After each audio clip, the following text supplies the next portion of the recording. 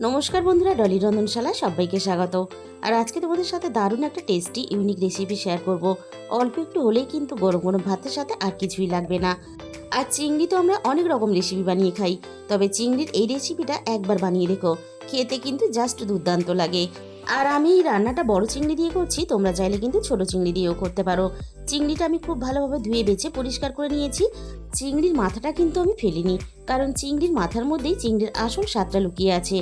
চিংড়ির মাথাটা বাদ দেওয়া মানে চিংড়ির ঘিটা বাদ চলে যাওয়া, তাই মাথাটা কিন্তু ফেললে হবে না। আর এই রান্নার জন্য আমি এখানে নিয়েছি বেশ কিছুটা পেঁয়াজ কুচি, কারণ এই রান্নাতে পেঁয়াজের পরিমাণটা কিন্তু একটু বেশি লাগবে। তাহলে চলো আমি রান্নাটা কিভাবে করেছি সেটা দেখে নেওয়া যাক।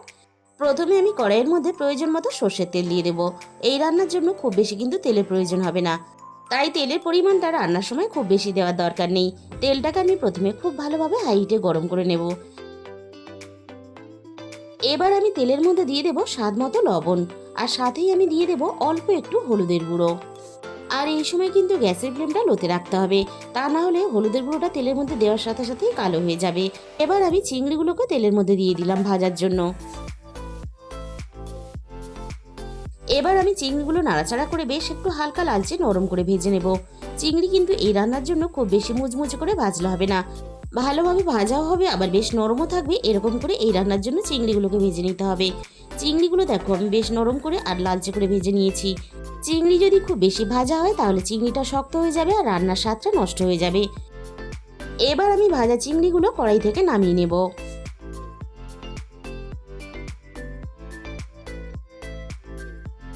চিংড়িগুলো নামিয়ে নেওয়ার পরে ওই চিংড়ি ভাজা তেলের মধ্যেই আমি দিয়ে দেবো 3টে শুকনো লঙ্কা। আর ঝালের পরিমাণটা অবশ্যই নিজেদের স্বাদ মতো ব্যবহার করবে। এবার আমি শুকনো লঙ্কাগুলো বেশ নাড়াচাড়া করে লালচে করে ভেজে নেব। আর অনেকেই আছেন শুকনো লঙ্কা খেতে কিন্তু খুব বেশি পছন্দ করেন না, আর এই রান্নাতে একটু শুকনো লঙ্কা না দিলে তাহলে খেতে ভালো লাগে না। তাই শুকনো লঙ্কার পরিমাণটা একটু কম দিয়ে কাঁচা লঙ্কার পরিমাণটা একটু বেশি দিলেই কিন্তু রান্নাটা হয়ে যাবে। লঙ্কাটা আমি খুব ভালোভাবে ভেজে নিয়েছি, এবার লঙ্কাটা তুলে নিয়ে 7-8 কোয়ার মতো রসুন দিয়ে দিলাম। এবার আমি রসুনটাকে নাড়াচাড়া করে হালকা একটু ভেজে নেব।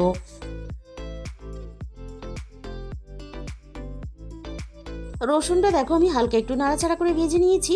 এবার আমি রসুনের সাথেই আমি কেটে রাখা পেঁয়াজ কুচিগুলোকে দিয়ে দেব।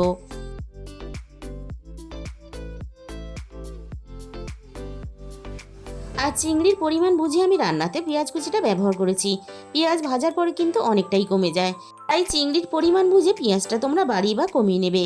পেঁয়াজটা আরও ভালোভাবে নরম হয়ে যাওয়ার জন্য আর তাড়াতাড়ি আরও একটু ভাজা হওয়ার জন্য আমি এখানে 2 মিনিটের জন্য ঢাকা দিয়ে দিলাম। আমি ঠিক 2 মিনিট পরে কড়াই থেকে ঢাকাটাকে সরিয়ে নিলাম। আর এখন কিন্তু পেঁয়াজের মধ্যে কোনো রকম লবণ দেওয়া যাবে না, তাহলে পেঁয়াজ থেকে অনেকটা জল ছেড়ে দেবে আর পেঁয়াজটা ঠিক করে ভাজা যাবে না। পেঁয়াজটা আমি নাড়াচাড়া করে বেশ লালচে করে আরও একটু ভেজে নেব। পেঁয়াজ আর রসুনটা দেখো বেশ লালচে করে নরম করে ভেজে নিয়েছি। এই রান্নার জন্য পেঁয়াজ আর রসুনটা এরকম করে ভেজে নিতে হবে। এবার আমি সমস্ত ভাজা পেঁয়াজ আর রসুনটাকে তুলে নিলাম। আর এই রান্নার জন্য আমি আগে থেকে একটা বড় সাইজের টমেটো 2 পিস করে টুকরো করে কেটে রেখেছিলাম। এবার আমি কড়াইয়ের মধ্যে টমেটোটা দিয়ে দিলাম। টমেটোর মধ্যে আমি অল্প একটু লবণ দিয়ে দিলাম, যাতে টমেটোটা খুব তাড়াতাড়ি নরম হয়ে যায়। টমেটোটা কিন্তু তেল দিয়ে ভাজার দরকার নেই, এইভাবে লবণ দিয়ে একটু নাড়াচাড়া করে ঢাকা দিলেই কিন্তু টমেটোটা নরম হয়ে যাবে। আর এই সময় কিন্তু গ্যাসের ফ্লেমটা লোতে রাখতে হবে, তা না হলে টমেটোটাও পুড়ে যাবে আর কড়াইটাও বেশ আরও অনেকটা পুড়ে যাবে। টমেটোটা বেশ ভালোভাবে নরম হওয়ার জন্য আমি 5 মিনিটের মতো ঢাকা দিয়ে দিয়েছিলাম। 5 মিনিট পরে আমি কড়াই থেকে ঢাকাটাকে সরিয়ে নিলাম। দেখো টমেটোটা বেশ ভালোভাবে নরম হয়ে গেছে, এর থেকে আর বেশি নরম করার দরকার নেই। এবার আমি টমেটোটা কড়াই থেকে নামিয়ে নেব।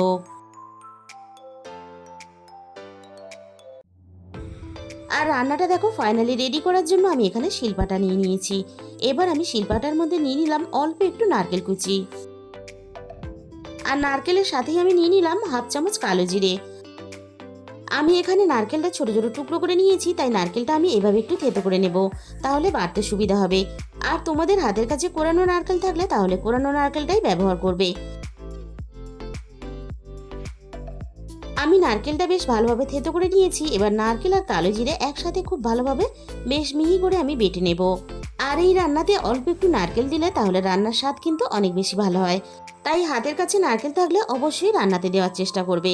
নারকেল আর কালো জিরে আমি একসাথে দেখো বেশ ভালোভাবে মিহি করে বেটে নিয়েছি। এবার আমি নারকেল বাটাটা একটা সাইডে সরিয়ে নেব, আর শিলপাটার মধ্যে নিয়ে নেব 1 মুঠো ধনেপাতা, আর সাথে আমি ভাজা লঙ্কাগুলোকে নিয়ে নেব। আর এখন যেহেতু বাজারে প্রচুর ধনেপাতা পাওয়া যাচ্ছে, তাই ধনেপাতাটা দিলে রান্নার স্বাদ আর গন্ধটা আরো বেশি ভালো লাগবে। এবার আমি এখানে ভাজা লঙ্কাটাকে নিয়ে নিলাম, আর সাথে পেঁয়াজ আর রসুন ভাজাটাকেও নিয়ে নিলাম। আবারও আমি সবকিছু একসাথে খুব ভালোভাবে একটু সময় নিয়ে বেটে নেব। আর তোমরা যখন রান্নাটা করবে তখন কিন্তু পেঁয়াজ রসুন খুব বেশি তেল দিয়ে ভাজবে না, তাহলে বাটার সময় অনেকটাই অসুবিধা হবে। পেঁয়াজ রসুন আর ধনেপাতা সবকিছু একসাথে আমি খুব ভালোভাবে বেশ দেখো মিহি করে বেটে নিয়েছি। আর যত এরকম মিহি করে বেটে নেবে রান্নার স্বাদ কিন্তু তত বেশি ভালো হবে। আর বন্ধুরা, রেসিপিটা বানাতে একটু সময় সাপেক্ষ হলেও রেসিপিটা কিন্তু খেতে দুর্দান্ত লাগে। রান্নার পরিমাণটা যেহেতু অনেকটা, তাই সব কিছু আমি একসাথে মিশিয়ে নিলাম, তাহলে বাকি কাজটা আমার করতে সুবিধা হবে। তাই শিলপাটা থেকে এবার আমি একটা প্লেটের মধ্যে তুলে নেব। এবার আমি এখানে ভেজে রাখা চিংড়িগুলোকে নিয়ে নেব, আর সাথে আমি ভেজে রাখা টমেটোটাও নিয়ে নেব। এবার আমি চিংড়ি আর টমেটো একসাথে বেটে নেব। আর এই পুরো কাজটা কিন্তু তোমরা মিক্সিতেও করতে পারো, তবে যে কোনো বাটা শিলপাটাতে বাটলেই খেতে বেশি ভালো লাগে। তাই তোমাদের সুবিধা মতো শিলপাটা বা মিক্সিতে যেটা তোমাদের সুবিধা হবে সেটাতেই তোমরা পুরো কাজটা করে নিতে পারো। সব কিছু আমি একসাথে দেখো বেশ ভালোভাবে বেটে নিয়েছি। আর এইভাবে যদি একবার বাটা তোমরা বানাও, তাহলে কিন্তু চিংড়ি যখনই আনবে তখন কিন্তু এই রেসিপিটা তোমাদের বানাতে ইচ্ছে করবে। আর বাড়ির ছোট থেকে বড় সবাই কিন্তু খেতে খুবই পছন্দ করবে। আর দেখো সবকিছু আমি একসাথে খুব ভালোভাবে বেটে নিয়েছি। এবার আমি তোমাদের দেখিয়ে দেবো চিংড়িটা দেখো ঠিক এরকম করে বেটে নিতে হবে। চিংড়ি আর টমেটো বাটাটা আমি একই প্লেটের মধ্যে তুলে নিলাম। আর রান্নাটা দেখতে কতটা লোভনীয় হয়েছে সেটা তোমরা দেখেই বুঝতে পারছো, দেখেই কিন্তু জিভে জল চলে আসবে। এবার আমি রান্নার মধ্যে আরও একটু স্বাদ মতো লবণ দিয়ে দিলাম, আর এখানে দিয়ে দেবো 2 চামচের মতো সর্ষের তেল। এবার আমি সবকিছু একসাথে খুব ভালোভাবে মেখে নেব। আর আমি যেভাবে রান্নাটা করেছি এইভাবে যদি কখনো রান্নাটা করে না থাকো, তাহলে কিন্তু একদিন হলেও তোমরা বানিয়ে দেখতে পারো। রান্নাটা খেতে কিন্তু অসম্ভব টেস্টি হয়। তাহলে বন্ধুরা, রেসিপিটা ভালো লাগলে একটা ভিডিওতে লাইক করে দিও, আর নিজেদের বন্ধুদের মধ্যে চাইলে শেয়ার করে দিতে পারো। আর যে সমস্ত নতুন বন্ধুরা এখনো পর্যন্ত আমার চ্যানেলটাকে সাবস্ক্রাইব করোনি, এরকম নতুন নতুন ঘরোয়া রেসিপি পেতে আমার চ্যানেলটাকে সাবস্ক্রাইব করে পাশে থাকা বেল আইকনটা ক্লিক করে অল করে দিও। তাহলে আমি যখনই কোনো নতুন রেসিপি আপলোড করব সবার আগে তোমার কাছে পৌঁছে যাবে। আর তোমাদের মূল্যবান সময় দিয়ে রেসিপিটা দেখার জন্য তোমাদের সবাইকে অসংখ্য ধন্যবাদ।